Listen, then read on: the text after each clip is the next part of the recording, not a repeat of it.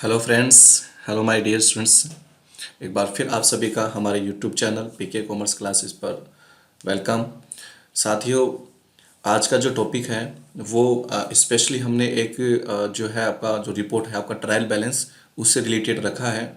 और trial balance को हम समझें और आज की जो बातें हम सीखें उससे पहले आप अपने नोटबुक में एक चीज़ ये ज़रूर नोट कर लें जो बहुत इम्पॉर्टेंट है ट्रायल बैलेंस के लिए, कि अकाउंट्स में हम जितने भी रिपोर्ट्स तैयार करते हैं अकाउंट्स में हम जितनी भी रिपोर्ट्स तैयार करते हैं उनमें ट्रायल बैलेंस, जिसको हम हिंदी में तलपट बोलते हैं, तो ट्रायल बैलेंस एकमात्र ऐसी सिंगल रिपोर्ट है जहां पर आपको सभी सूचनाएं हैं, जितने भी आपने जो लेजर्स बनाए हैं, चाहे वो लेजर्स आपके एक्सपेंसेस से रिलेटेड हो, इनकम से रिलेटेड हो, लाइबिलिटीज हो, आपकी असेट्स हो, कैपिटल हो, एनीथिंग, जितने भी लेजर्स आपने बनाए हैं, ठीक है, टेली में काम करते समय, उस कंपनी में काम करते समय, तो उन सभी लेजर्स की जो रिपोर्ट है, सिंगल रिपोर्ट, वो आपको एक जगह मिलती है, वो है आपका ट्रायल बैलेंस।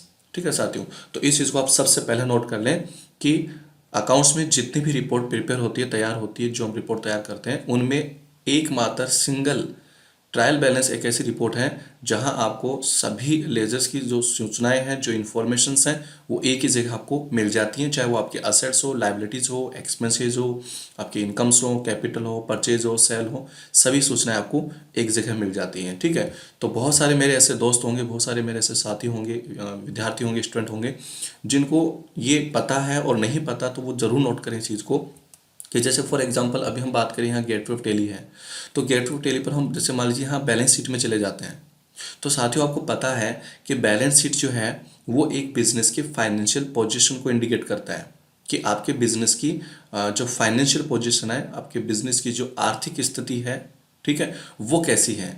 ठीक है, और बैलेंस शीट आपको क्या बताता है कि आपके बिजनेस की असेट्स कितनी है, ओके, और आपके बिजनेस की इस समय प्रेजेंट में जो आप रिपोर्ट, जैसे अभी 2 फरवरी को आप देख रहे हैं, तो लाइबिलिटीज कितनी है, तो आप देख पा रहे हो और आप समझ पा रहे होंगे। ठीक है, अच्छे से आप इस चीज़ को नोट कर लें कि बैलेंस शीट केवल और केवल आपको बताता है फाइनेंशियल पोजीशन को, ठीक है, और वो आपको बताता है कि आपके बिजनेस की असेट्स कितनी और आपके बिजनेस की लाइबिलिटीज कितनी है। अब यहाँ पर एक्सपेंसेज, इनकम्स, सेल और परचेज वो तो नहीं बताता, तो उसके लिए हम लोग क्या करते हैं, फिर कहाँ चलते हैं, प्रॉफिट एंड लॉस अकाउंट में।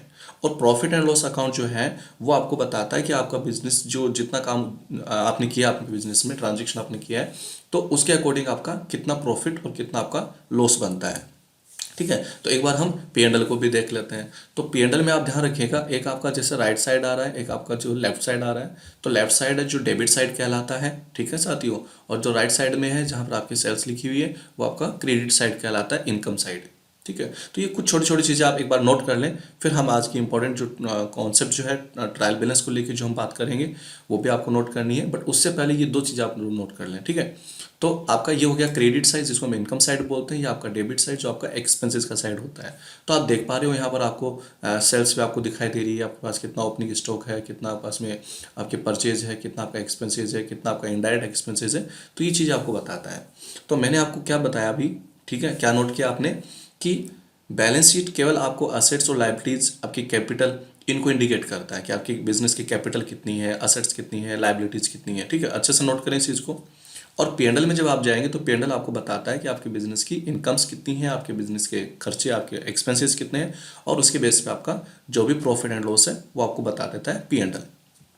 लेकिन साथियों अभी मैंने आपको शुरू में क्या बताया कि आज की जो हमारी क्लास है वो स्पेशली ट्रायल बैलेंस के लिए रहेगी। ओके, ट्रायल बैलेंस के लिए, और मैंने क्या बताया कि ट्रायल बैलेंस एकमात्र ऐसी सिंगल रिपोर्ट है अकाउंट्स में जो आपको सभी की सभी सूचनाएं एक प्लेटफॉर्म के ऊपर एक ही जगह आपको अवेलेबल करा देता है। ठीक है, वो है आपका ट्रायल बैलेंस, और सिंगल रिपोर्ट होती है साथियों, ये आप ध्यान रखें, अच्छे से नोट करें आपको, और नोट जरूर बना लें। जैसे हम ट्रायल बैलेंस चलते हैं एक बार, तो देखो जैसे आप ट्रायल बैलेंस में गए, आपने ट्रायल बैलेंस के ऊपर एंटर बटन प्रेस किया, तो आप यहाँ पर अच्छे से देख पा रहे होंगे, लेफ्ट साइड में आप ध्यान दीजिए, यहाँ पर आपको कैपिटल अकाउंट का बैलेंस भी बता रहा है, करंट लाइबिलिटीज कितनी है, फिक्स असेट्स कितना है, आपका करंट असेट्स कितना है, सेल कितना है, परचेज कितना है, आपका इनडायरेक्ट इनकम्स कितना है, इनडायरेक्ट एक्सपेंसेस कितना है। तो जो चीज़ आप यहाँ पर देख रहे थे, कहाँ पे, बैलेंस शीट में और P&L में।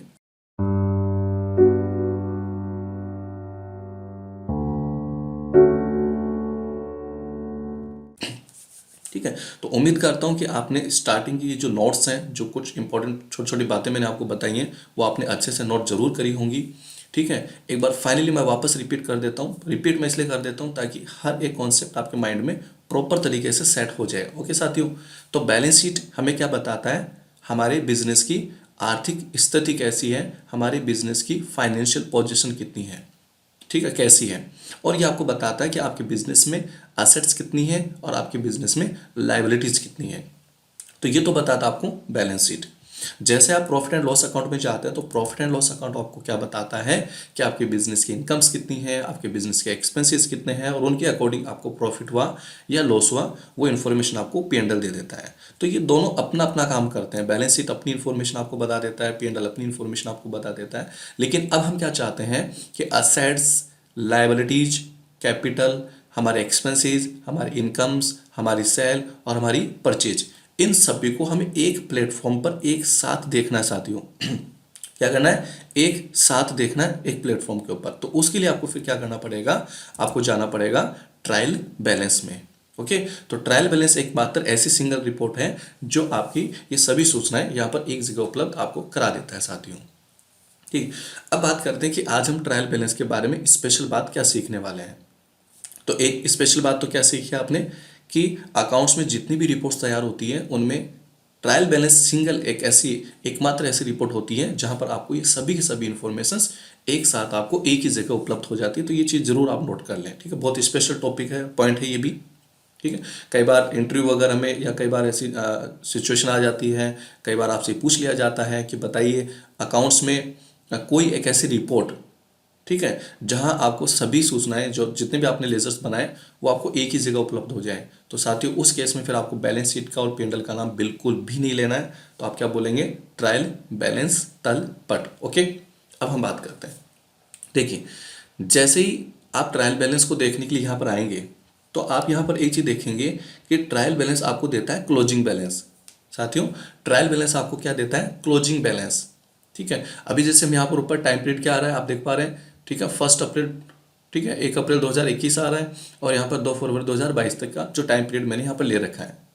तो ट्रायल बैलेंस को जैसे आप यहाँ देखने के लिए आएंगे तो ट्रायल बैलेंस फर्स्ट ऑफ सबसे पहले बाय डिफॉल्ट आपको क्या बताता है कि आपके पास क्लोजिंग बैलेंस कितना है, आपकी कैपिटल है, आपके असेट्स है, आपकी लायबिलिटीज है, आपके परचेज है।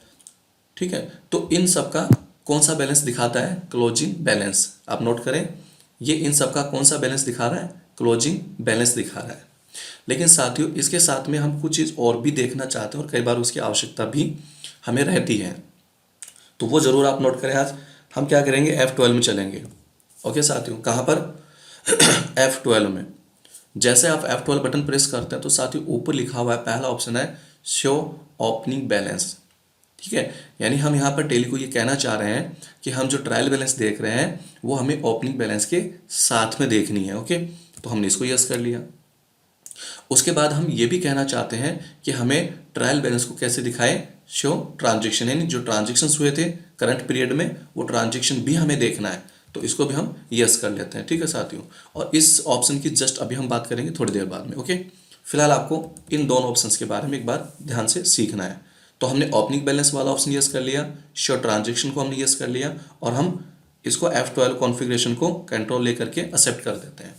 तो साथियों अब आपने देखा कि ये रिपोर्ट कुछ अलग तरीके से प्रेजेंट यहाँ पर हो रही है। ठीक है, जहाँ पर ये रिपोर्ट आपको क्या क्या सूचनाएं देती है, जैसे फॉर एग्जांपल फिक्स असेट्स की बात करें तो ये बता रहा है कि फिक्स असेट्स आपके पास में जो स्टार्टिंग में ओपनिंग में वो 1,000 रुपये का था। कितना था, 1,000 रुपये का। और फिर बात करें करंट पीरियड की, तो करंट पीरियड में 60,000 रुपये से आपकी फिक्स असेट्स साथियों इंक्रीज हुई है। 1,000 रुपये का फिक्स असेट्स पहले था एज ए ओपनिंग, और 60,000 रुपये से 60,000 से आपका फिक्स असेट्स क्या हुआ है, इस साल, इस करंट ईयर में, इस करंट पीरियड में इंक्रीज हुआ है। तो आपका हो गया 61, आपका हो गया 61,000 फिक्स असेट्स। ओके, लेकिन 20,000 रुपये से आपका फिक्स असेट्स डिक्रीज भी हुआ है, यानी कम भी हुआ है। तो कुल मिलाकर ये मैथमेटिकली क्या कर रहा है कि ओपनिंग बैलेंस में क्या करता है, ये जो आपका इंक्रीज हुआ वो आपने इसमें टेली ने प्लस कर दिया, 61,000 हो गया, और उसमें से आपका जो कम हुआ है फिक्स असेट्स, जो डिक्रीज हुआ है 20,000 का, तो उसको माइनस करके फिर ये बताता है कि क्लोजिंग बैलेंस यानी एट परसेंट हमारे पास जो है वो फिक्स असेट्स का क्लोजिंग बैलेंस कितना है, एंडिंग वाला, लास्ट वाला बैलेंस कितना है। शुरू में कितना था 1,000 रुपये, लास्ट में कितना है 41,000 रुपये, 41,000। ठीक है, आप अच्छे से क्लियर करें इस टॉपिक को, बहुत इंपॉर्टेंट बातें हम कर रहे हैं आज आप लोगों के साथ में, तो अच्छे से समझे इस चीज़ को। इसी प्रकार यदि हम बात करें जैसे करंट असेट्स हैं, तो करंट असेट्स साथियों स्टार्टिंग में कितनी थी, यानी इस करंट ईयर की स्टार्टिंग में ओपनिंग में कितनी थी 80,000 रुपये, 80,000। लेकिन ये 50,282 रुपये 50 पैसे से हमारी करंट असेट्स इंक्रीज भी हुई है करंट पीरियड के अंदर, और डिक्रीज भी हुई है 68,100। तो ये क्या करेगा, ओपनिंग बैलेंस में ये जो आपका इंक्रीज हो रहा है उसको प्लस कर देगा, और जो डिक्रीज आपका हो गया उसको कम कर देगा, और प्लस और माइनस करके फिर बताएगा कि फाइनली एट प्रेजेंट हमारे पास में इसका क्लोजिंग बैलेंस कितना है साथियों। क्लोजिंग बैलेंस कितना है वो यहाँ बताया इसने 62,182.50। ठीक है, तो ये एक बहुत बढ़िया तरीका है ट्रायल बैलेंस को देखने का, जिससे हमें ये पता चलता है कि हमारे पास में इन सभी का, चाहे वो एक्सपेंसेस हो, इनकम हो, आपके असेट्स हो, लाइबिलिटीज हो, ठीक है, कैपिटल हो, इनका ओपनिंग बैलेंस कितना था। ठीक है, इस करंट ईयर की स्टार्टिंग में ओपनिंग बैलेंस कितना था, उसके बाद इसमें कितना चेंजेस हुआ, डेबिट में कितना चेंजेस हुआ, क्रेडिट में कितना चेंज हुआ, और उसके बाद फिर आपको बता देता है कि आपका, ठीक है, कि आपका क्लोजिंग बैलेंस कितना है। ठीक है, इस तरीके से हम ट्रायल बैलेंस को देख सकते हैं। अब जैसे हम यहाँ पर बैक करते हैं, वापस आ जाते हैं, ट्रायल बैलेंस से बाहर आ जाते हैं, और जैसे हम एंटर बटन प्रेस करेंगे हमारी रिपोर्ट उसी सिचुएशन में, उसी स्थिति में वापस आ जाएगी जैसे शुरू में थी, स्टार्टिंग में थी। ठीक है, तो अब आपको यदि कभी भी ओपनिंग बैलेंस का या आपको ट्रांजेक्शन वाला कॉलम चाहिए, तो आप साथियों आराम से अच्छे से इजीली आप उसको ला सकते हैं। क्या करना होगा, F12 में आपको जाना होगा, और अब फिलहाल आपको जैसे मान लो ओनली ओपनिंग बैलेंस आपको शो करना है कि ओपनिंग बैलेंस कितना था और क्लोजिंग कितना है, वो आपको बता देगा। जैसे करंट लाइबिलिटीज है, तो करंट लाइबिलिटीज स्टार्टिंग में कितनी थी 29,000। ठीक है, करंट लाइबिलिटीज स्टार्टिंग में कितनी थी 29,000, और अभी एंड में कितना है, क्लोजिंग में कितना है 27,420 रुपीज़।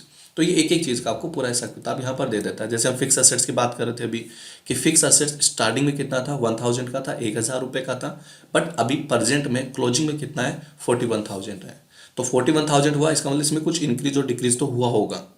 तो वो इंक्रीज और डिक्रीज भी आपको देखना हो तो आप F12 में वापस जाएं, और यहाँ पर शो ट्रांजेक्शन को क्या करें, यस करें। ठीक है, तो जैसे आप शो ट्रांजेक्शन यस करते हैं तो ये आपको वो सभी इन्फॉर्मेशन दे देगा। ठीक है, कि ओपनिंग में कितना था और कितना आपका डिक्रीज हुआ, कितना आपका इंक्रीज हुआ।